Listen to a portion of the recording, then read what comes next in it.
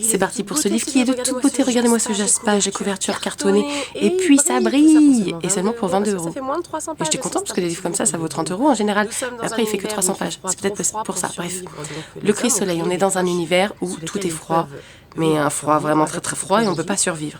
Des cloches ont été construites par les êtres humains pour arriver à survivre avec de la technologie particulière, mais qui dit humain dit gros taré.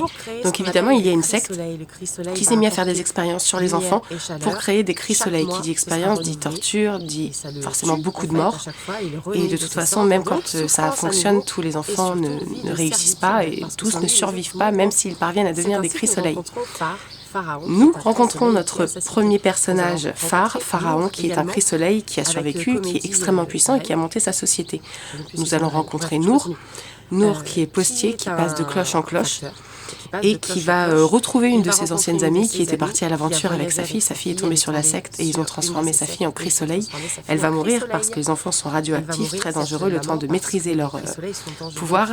Et elle confie l'enfant à Nour pour qu'elle l'accompagne jusqu'à une cité bien précise.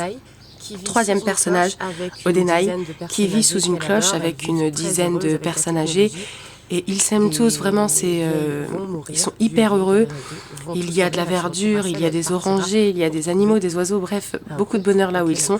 Ils vont accueillir un homme du froid, parce qu'on accueille toujours ceux qui viennent de dehors. Malheureusement, il est malade, il ne le savait pas. Tous les petits vieux vont mourir. Et elle est seule, donc elle va partir affronter le froid pour trouver une nouvelle société, puisqu'elle a besoin d'avoir une société avec elle. C'est parti pour ces trois personnages, une aventure. On sait qu'ils doivent se retrouver à un moment donné. Comment, quand, que vont-ils devoir affronter? C'était hyper intéressant. Beaucoup de bienveillance. On a des gros méchants, des sacrés gros méchants, mais on est quand même entouré de bienveillance, de gens qui ont un très bon fond, une forme de sororité, une fois de plus, pas pour les méchants. Et voilà, on veut construire un univers où chacun est heureux, trouve son chemin, sa voie, la choisit surtout. Parce que j'ai oublié de dire pour phare, mais une fois qu'on a ce pouvoir de Cri Soleil, tous les mois, on meurt. On se transforme en brasier et tu fournis ainsi de la chaleur et le soleil. Donc tu es torturé chaque mois, ton corps lui-même te torture et en plus tu es voué à une vie de servitude parce que sans toi les gens meurent. C'est affreux, bref. C'était un très bon livre, je vous laisse en profiter. En même temps il est très poétique, très beau, il y a beaucoup de bienveillance quoi.